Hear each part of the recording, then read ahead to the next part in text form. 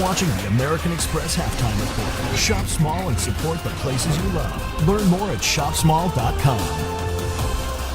The Blazers have won their last 3 against Golden State. Steph is like, I ain't having that tonight. The Warriors up by 12. Steph is cooking 31 so far. And, oh yeah, he's litty. The energy is just a little bit different tonight for Steph Curry on the West Coast, joined by the Hall of Famer Grant Hill, Channing Frye, the NBA champion. Grant, starting with you, obviously Steph Curry, he's came out tonight, and he just has a little different spark in his step. What have you seen from the two-time MVP?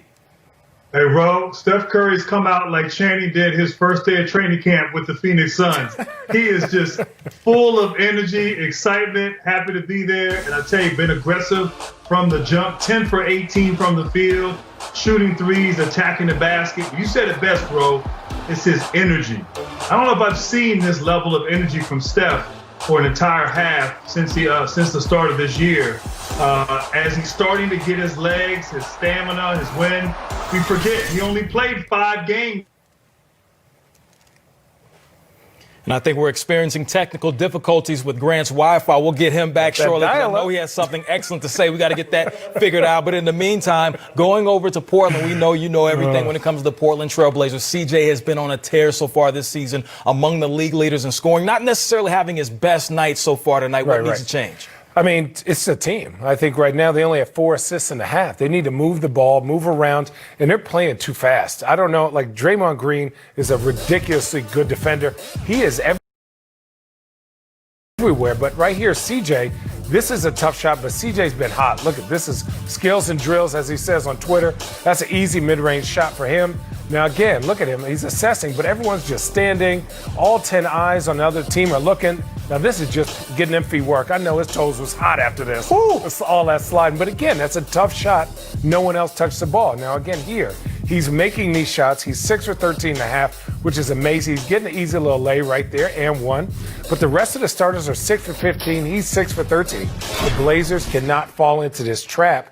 They need to let everybody eat. The bench has done a pretty good job of scoring. Gary Trent Jr., Carmelo Anthony. But where is Derrick Jones Jr. and Robert Covington? And Nurk is the second biggest guy out there. Right. Feed him a little bit.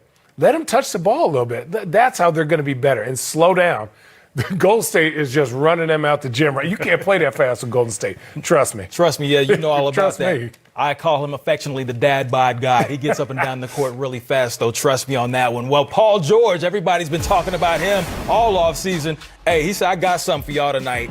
6 threes as the Clippers handle their business and they get the victory over the Suns. It's the American Express Halftime Report. Channing, and we promise Grant Hill will be back to join us. We're going to get his Wi-Fi taken care of. Trust me. Quarter over. Of course, not the first time that we've seen that. He said there was a particular action that you were trying to get to that seemed like it was working well. What was your diagnosis there, and how did that play out in the fourth? Well, we were doing a lot of jostling with Memphis tonight and just going back and forth. And, 2-point lead here, or they're taking 1-point lead, or we're taking 1-point lead. So, it started the fourth. I want y'all to implement myself with my scoring a little bit more, get a little bit more in attack mode and see if I can kind of open the game up. And we were able to do that. Dan Morkey. Hey, LeBron. You guys have won these last 2 games. Obviously, there's been good offense, but defensively, really, in a lot of different ways. What was the big key in the last 3 quarters tonight defensively? And do you like to see kind of that this group can win by outscoring teams or this way, too? Yeah, we got to have the ability to be able to do winning all facets. Sometimes it's going to be outscoring teams. But for the majority, we want to win games by defending.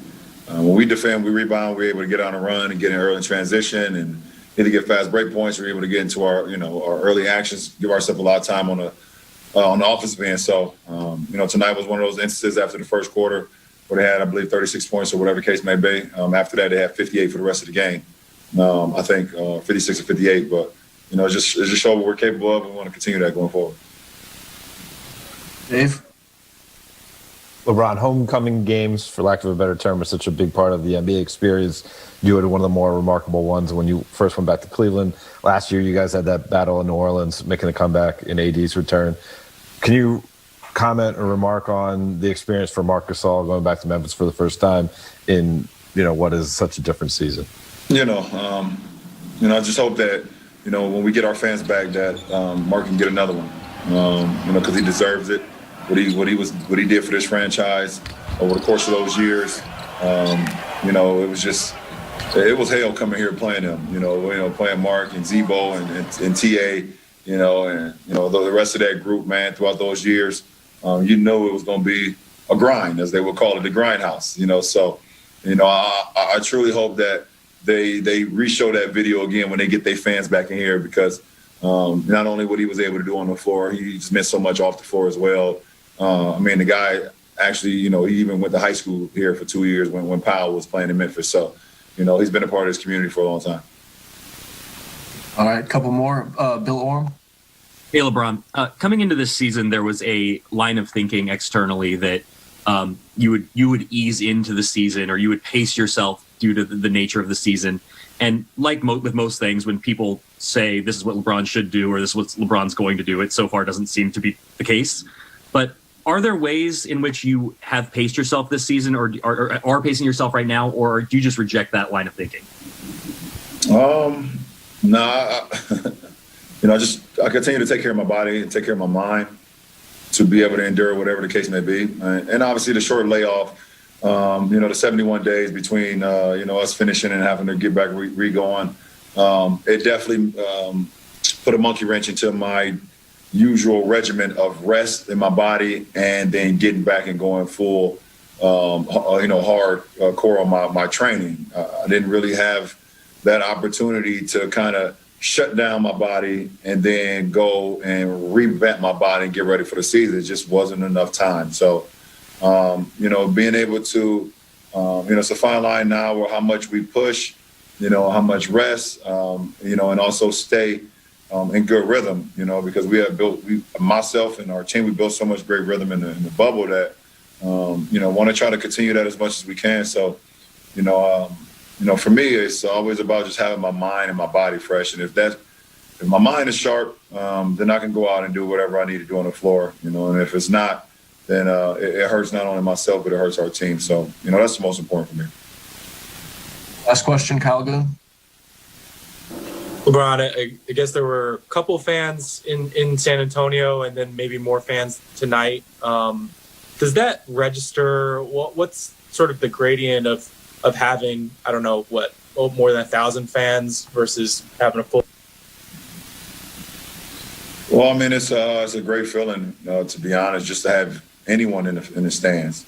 It feels like it's been so long, since we had that, and it's been since March of 2020, since we, I think that last game at Staples when we played Brooklyn was the last time we had fans. So, to be able to come into an arena and just see a sprinkle or a dab of, fans here, in the lower bowl or, the mid bowl all the way to the upper bowl, seeing a few of them sitting, I guess off side of court side. It's a beautiful feeling, and I hope, we can continue to build that and continue to even get back at some point where, we're packing the stadiums again. So obviously health comes first. Continue to follow the protocols and continue to be safe with everyone's family and things of that nature. But, sport is not sport without fans, and without the yelling and the screaming and the support and all those things that go with it. So, very hopeful of that someday again. Thank you. Appreciate it. Basket turn, still find the backboard. That's just unbelievable skill, man. You got it? Ooh. I can do that one. And he can't get away from that, even though he still has to shoot the 5 threes that Frank Vogel wants him to shoot. That is a problem for opponents. That was against Gorgie Jang, a very good defensive big man, too. And he was kind of just stumbling backwards.